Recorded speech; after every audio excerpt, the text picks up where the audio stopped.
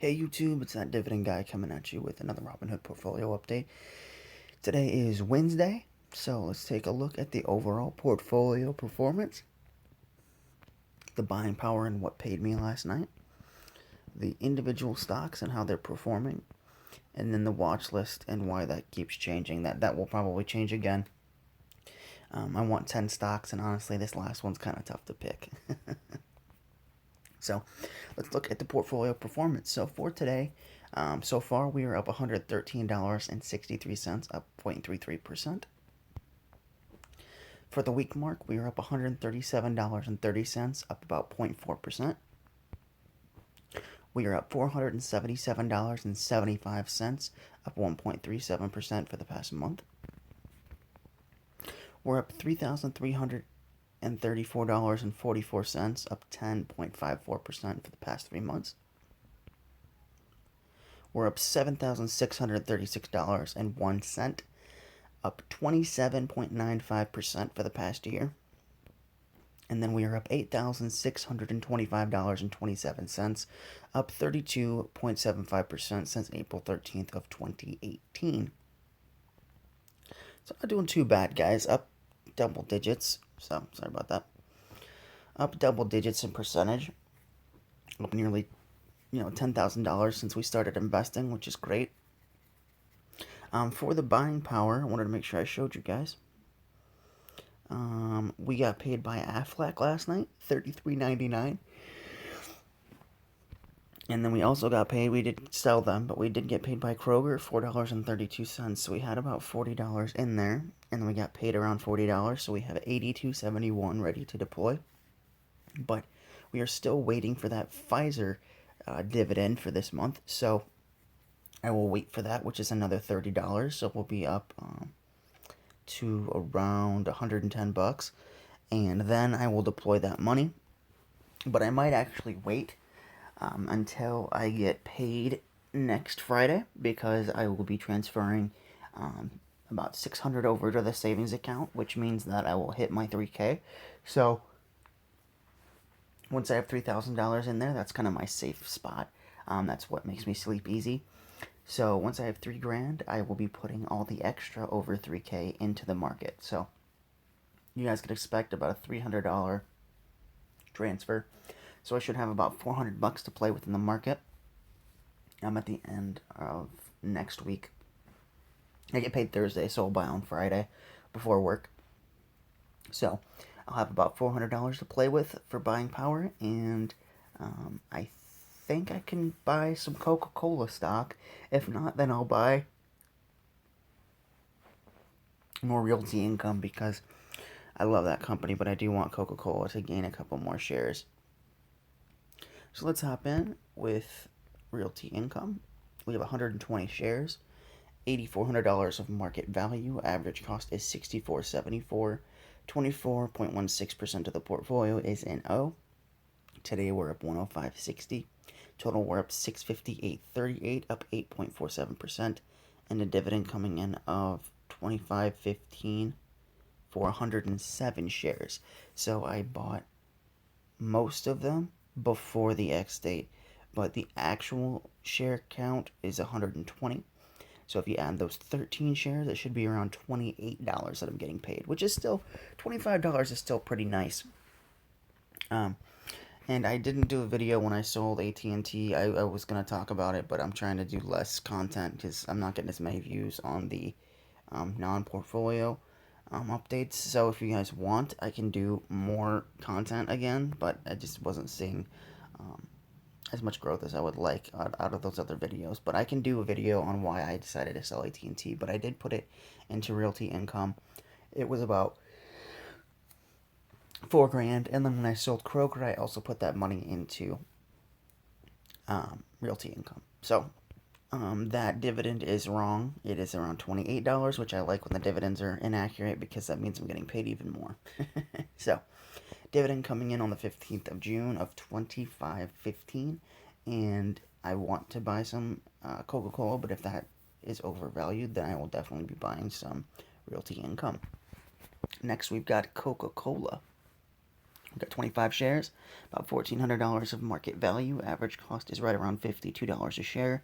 Around 4% of the portfolios in Coca Cola. That will be going way up. Love Coca Cola stock. We're up 466 today, up 88.29, up 6.8% on Coca Cola all time. Then we've got Allstate. They just bought another insurance company. I saw that in the news. So they bought another Illinois-based insurance company, and their payout ratio is sitting around 30%, so it's pretty good even after that big dividend increase that we got.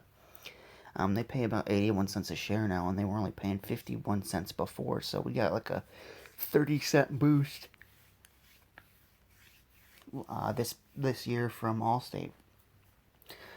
Which I like, because the thing is, with a low payout ratio, guys, the reason that's such a good thing is because like companies like J&J or 3M, companies that have raised their dividend for a very long time, they're great, but the problem is they have so much towards their dividend that they're paying that they can't innovate as much, which with larger companies or more established companies, that makes sense.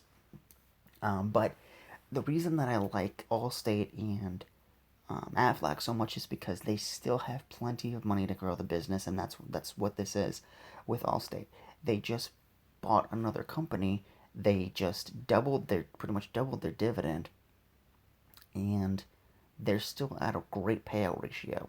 So the thing is, they're rewarding their shareholders nicely.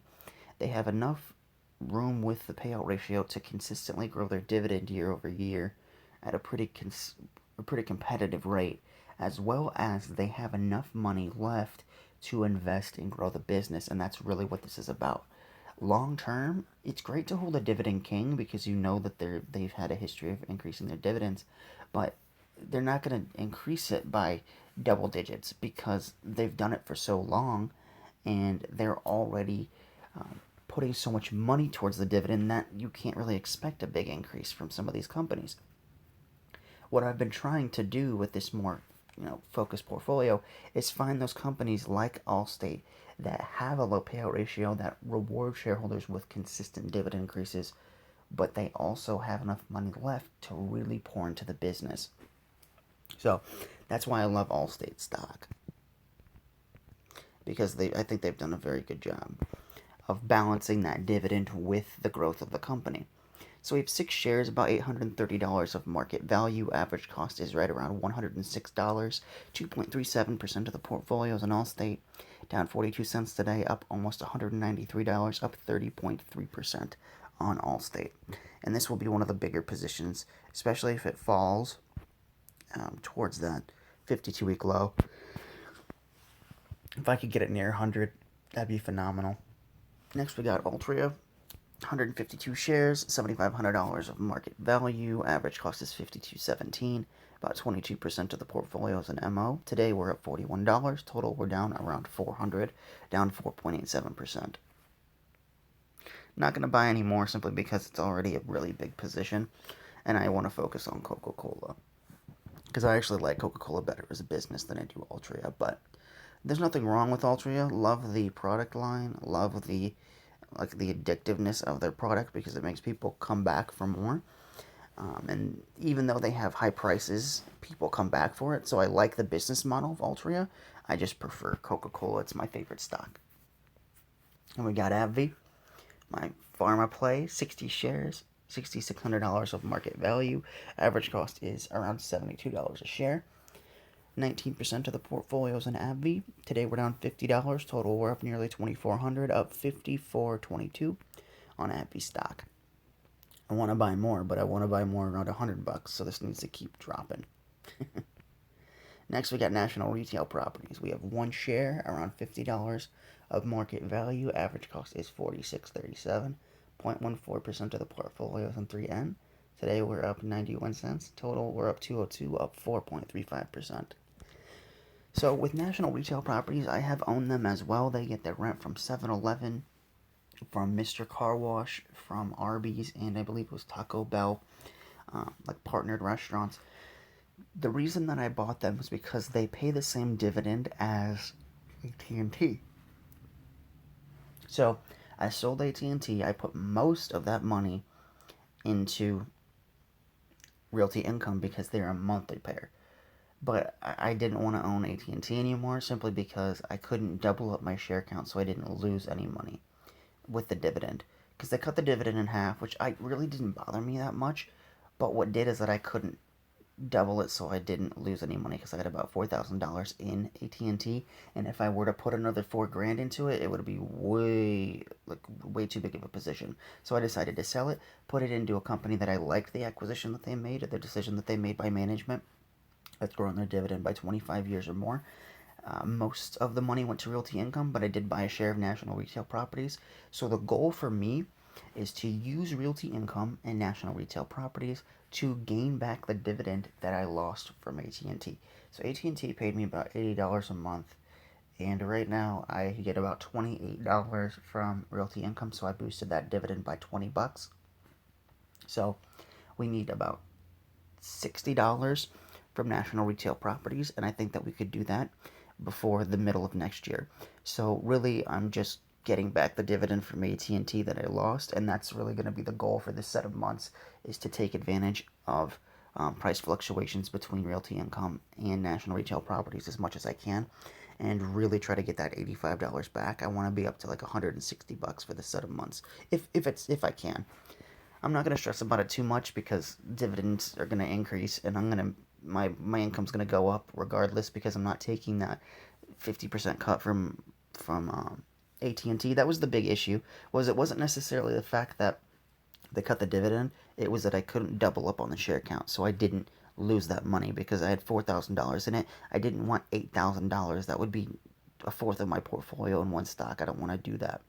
I know some of the companies are like that right now. That's simply because I sold out of positions and reallocated money. Over time, those are really going to come down, but I didn't want to have that much in a company that was cutting the dividend. My rule is if it cuts the dividend, I cut the stock. So I wanted to hold on to it, but I couldn't. It goes against my investing principles. So I reposition that money into companies that are going to grow the dividend. In that way, I don't need to put as much money in to recover that dividend that I lost from AT&T. So that's really going to be the goal for this set of months, is in National Retail Properties as a holding, is going to be to recoup what I lost by pouring money into real estate, because both of these companies are run very well. They have a great tenant base, and they have a very long history of increasing dividends. So I'm going to sleep a lot easier knowing that National Retail Properties is in my portfolio versus management at AT&T. Next, we got Proctor and Gamble, my favorite dividend king. One share, $133.23 for market value. Average cost is right around $137. 0.4% of the portfolio is in Proctor and Gamble. Today we're up 35 cents. Total we're down 375, down about 2.5%. And I will be adding more, but I want to add below my average cost, which it is, but I want it to be a lot lower. If I could get it to 120, I'd be happy. Next is Pfizer, 102 shares, about 4,000 or about $39.60 for market value. Average cost is right around $39. 11.35% of the portfolio is in Pfizer. Today we're up 33.66. Total we're down about 13.19. It's about 13.20. And a dividend coming in on the 4th, so first, second, third, fourth, so around Friday we should get this dividend of $39.78, which we have about 80, so 90, 100, 110, about $120 in the portfolio, plus the 300 that I will be adding at the end of the Thursday next week. So about the end of the week next week, we'll have over $400, around $400 in the portfolio, which will add about 8 or 9 shares of Coca Cola, or we can add more shares of Realty Income. It kind of depends on where the prices are at. But then we got Aflac, which just paid us last night. 103 shares, $5,800 of market value, or about $58.75. Average cost is right around $49. Around 17% of the portfolio is in Aflac, down $19 today. Total up $814, up 16.1% on Aflac.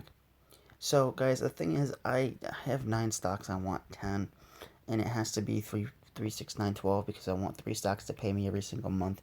The issue is I keep going back and forth. You guys can actually decide for me if you want. So I had T. Row Price on here. I did have Kroger. I know I sold a lot of it, but I did have Kroger on here. And then I did also have Moody's. So I don't necessarily know what I want to add right now because most of those stocks I feel are overvalued. I can organize them by price though. But the thing is, T. Rowe Price and Kroger actually pay around the same dividend. If you do the math for the price to what they pay. I really do like Kroger, and I like Travelers, and I like T. Rowe Price a lot. My least favorite is Moody's because of the price, but their credit rating, so I don't think they're ever going to go anywhere. T. Rowe Price is a mutual fund investor brokerage, so their retirement, they're not going to go anywhere. Travelers is insurance, which is my favorite sector, and then Kroger's groceries. People are going to have to eat in the second biggest grocer behind Walmart. So these are all very good companies. I just keep going back and forth on which one I want. I could even add McDonald's into the list if you guys want. But honestly, out of the three, Moody's is my least favorite. Sorry, out of the four, and out of these three, I keep going back and forth. So if you guys want to vote and tell me what you think I should buy, I'd be happy with any of these three. Kroger's increased the dividend for, I believe, 3 to 4 years. Travelers has done it for 16, I believe. And then T. Rowe Price has done it for 34 years. So they're all great dividend-paying companies.